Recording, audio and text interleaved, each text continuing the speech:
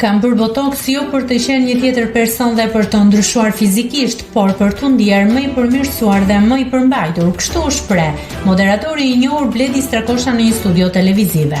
Unë kam bërë botoks 2 herë deri tani, por nuk kam mbjell flokët megjithse ma kanë ofruar këtë gjë falas. Nuk kam bërë operacione plastike si për shembull qeskat e syve që unë kam patur një problem që i ri dhe për shkak të regjimit që kam.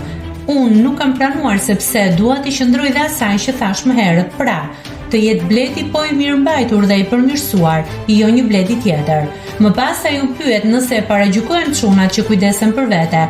Bledi u përgjigj duke thënë: "Besoj që jo, në këtë kohë jo, fillimisht kur kam bërë botoks këtu e disa vite më parë, më masakruan me mesazhe, por mua nuk është se më bën përshtypje."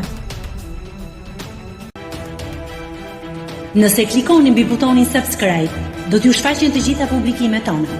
Ju ftoj t'i bëni subscribe kanalit, të pëlqeni videot dhe të lini komentin tuaj.